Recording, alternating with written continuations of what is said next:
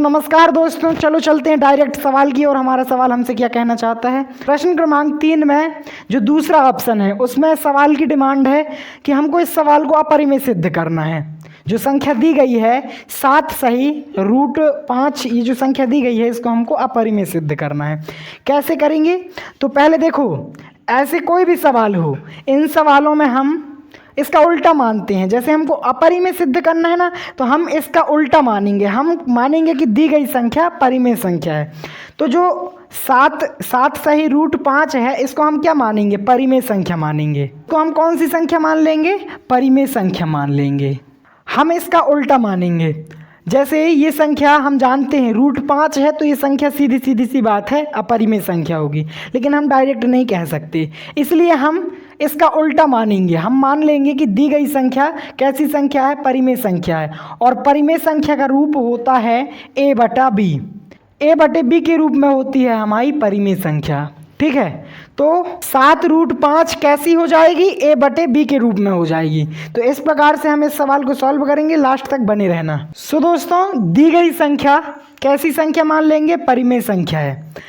माना दी गई संख्या परिमेय संख्या है, ये जो संख्या है इसको हमने परिमेय संख्या मान लिया, तथा a और b सहअभाज्य संख्या हैं या फिर सहअभाज्य पूर्णांक हैं, है ना?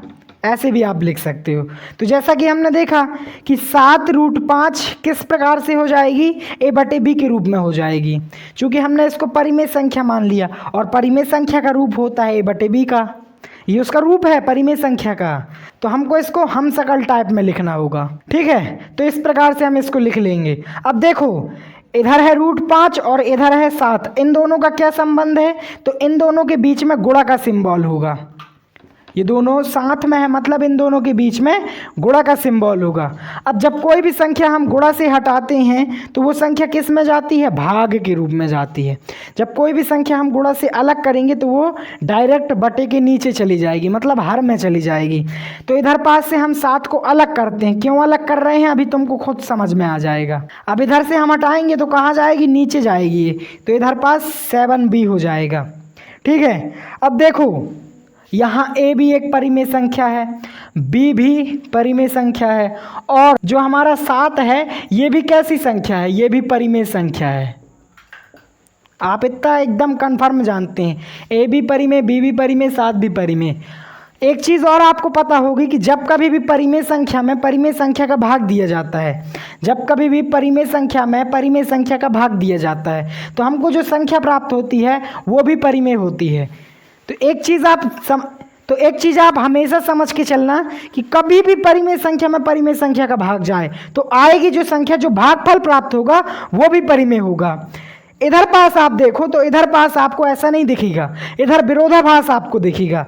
a हमारा परिमेय, 7 हमारा परिमेय, b हमारा परिमेय। जब हमने a में परिमेय संख्या का भाग दिया, जब हमने a में 7 गुणित b का भाग दिया, तो हमको कौन सी संख्या प्राप्त होना चाहिए? हमको परिमेय संख्या प्राप्त होना चाहिए। लेकिन √5 आ रहा है हमारा भागफल, √5 आ रहा है। तो क्या समझ गए इससे आप ये समझ गए कि यहाँ पास इतने स्टेप में विरोधाभास उत्पन्न हो रहा है।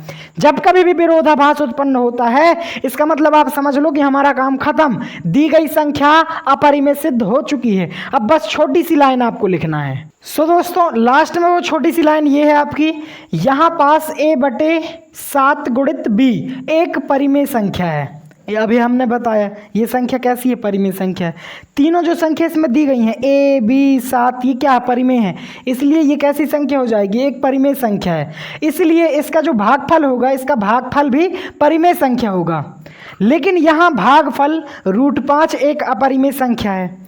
भागफल इधर पास क्या आ रहा है आपका? √5 आ रहा है। आप जानते हैं कि √5 कैसी संख्या है? √5 एक अपरिमेय संख्या है। तो इसका भागफल कैसा प्राप्त हो रहा है? इसका भागफल एक अपरिमेय संख्या प्राप्त हो रही है। अब जब अपरिमेय संख्या प्राप्त हो रही है, मतलब यहाँ विरोधाभास उत्पन्न हो रहा है, अपरिमेय संख्या है, अतः दी गई संख्या 7 √5 एक अपरिमेय संख्या होगी। इस प्रकार से हमने इस सवाल को भी हल किया। अब तो इसी के साथ हमारा ये क्वेश्चन भी सॉल्व हो गया। अब हम मिलेंगे अगली वीडियो में, जब तक के लिए अलविदा।